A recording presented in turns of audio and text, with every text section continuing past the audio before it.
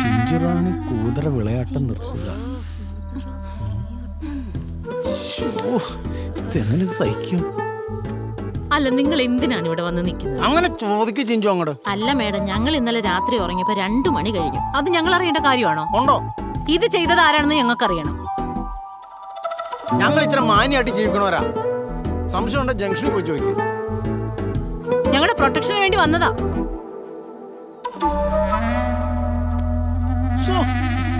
Sir, ഇന്നലെ രാത്രി ഇവിടെ ആരോ ചിഞ്ചുറാണിയുടെ വീട്ടിൽ എന്തൊക്കെയോ എഴുതി വെച്ചിട്ടുണ്ട്. സാർ ഒന്ന് വന്ന് നോക്കണം സാറേ. നിങ്ങളൊക്കെ അവിടെ എന്ത് നോക്കി നടക്കായിരുന്നു?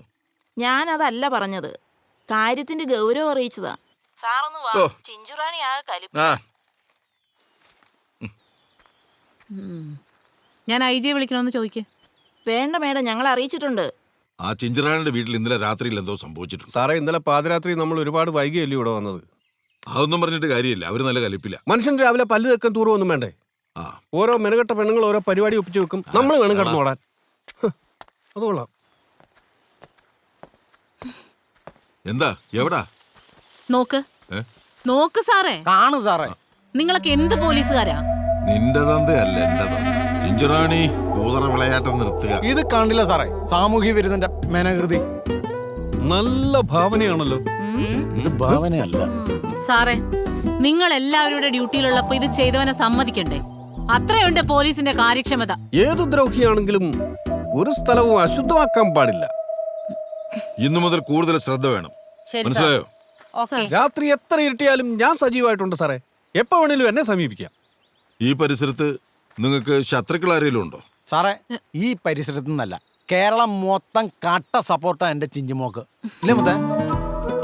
അതറിയോ? അതറിയാം.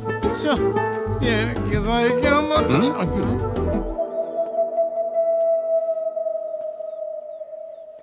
സാർ, 2018 നവംബർ 29 നടന്ന റോസ്മേരി കൊലക്കേസിന്റെ ഫയൽ ഡീറ്റെയിൽസ് എനിക്കൊന്ന് വേണമായിരുന്നു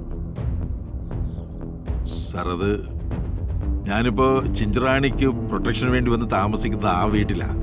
ശരി. അന്ന് കൊലപാതകം നടന്ന അതേ വീട്ടില്. ഇവിടുത്തെ താമസത്തിനിടയിൽ എനിക്ക് ആ കൊലപാതകയെ കുറിച്ച് ചില സൂചനകൾ ലഭിച്ചിട്ടുണ്ട്.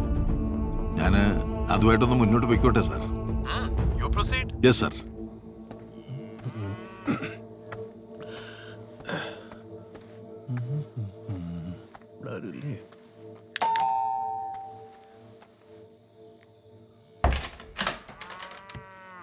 ആരാ?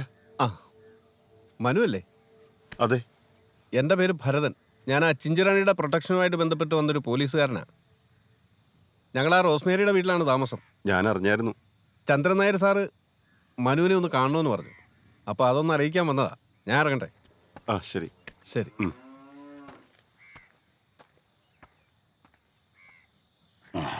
മകനെ ജോസേ, നിന്നെ ഈയിടെയായിട്ട് പള്ളിയിലേക്കൊന്നും കാണാറില്ല. അച്ചോ, ഞാൻ കുടി നിർത്താൻ അട്ടപ്പാടി വരെ പോയിരുന്നു. എന്നിട്ട് എന്തായി? ആദ്യത്തെ 2 ദിവസം കുടി നിർത്താൻ പറ്റി അച്ചോ. പിന്നെ തണുപ്പ് കാരണം ഭയങ്കര കുടിയച്ചോ. അത് നന്നായി. നമ്മുടെ ഇടവകയിൽ പാവികളില്ലാതായിട്ടില്ലല്ലോ. സ്തോത്രം. സ്തോത്രം. അതെ, വീഞ്ഞൊരു പരിഹാസക്കാരനും ഈ ബിയർ ഒരു കലാകാരനും. അവനവൻ വഴി തെറ്റായിരുന്ന അവനവന് കൊള്ളാം. അതെന്താ? അറിയോ, ഈ മദ്യപാനം തെറ്റാണെന്നൊന്നും പറയാൻ ഞാനോ മറ്റുള്ളവരോ ആരും യോഗ്യരല്ല ജോസേ. വലിയ ഉപകാരം അച്ചോ. എന്നാ നീ പോയി വരൂ ജോസേ. സഭാ നിയമങ്ങളൊന്നും തെറ്റിക്കരുത്. ഇല്ല ഇല്ല. എന്നാ പോക്കൂ, ഞാൻ ഇച്ചിരി കാറ്റടിച്ചോട്ടെ. ശരി അച്ചോ. പറഞ്ഞാലോ ഓർമ്മയുണ്ടല്ലോ അല്ലേ? ഓ, ഓർക്കും. അവന് എന്നെ ഓർമ്മയില്ല, അവൻ ആരാന്ന്. അപ്പോഴാ എന്താ മറിയാം? ഈശോ മിശിഹായ്ക്ക് സ്തുതിയായിരിക്കട്ടെ അച്ചോ. ഇപ്പോഴും എപ്പോഴും സ്തുതിയായിരിക്കട്ടെ മറിയാം. ഈ മറിയ ഇച്ചിരി സ്പീഡ് കുറച്ച് നടക്കുകയാണെങ്കിൽ മുട്ടയെല്ലാം തട്ടിപ്പൊട്ടായിരിക്കാൻ പറ്റും. എങ്ങനെ പോകുന്നു പട്ട ബിസിനസ്? അച്ചോ, എന്തോ എന്റെ ബിസിനസിനെ പറ്റി അച്ഛൻ പറയുമ്പോ വല്ലാത്തൊരു വൃത്തിയോട് പോലെ തോന്നുക. അതെന്താന്നറിയോ, നീ അതിന്റെ അർത്ഥം തെറ്റിക്കായിരുന്നാ മതി. സഭാ നിയമമൊക്കെ അറിയാവല്ലോ. എന്നാ പോയിക്കേ, ഞാൻ ഇച്ചിരി കാറ്റടിച്ചോട്ടെ. അച്ഛൻ്റെ ഒരു കാര്യം. എന്നും ഇവിടെ ഉള്ള കാറ്റ് തീർന്നു പറഞ്ഞു. നീ എന്നും ഇവിടെ വെച്ചേ.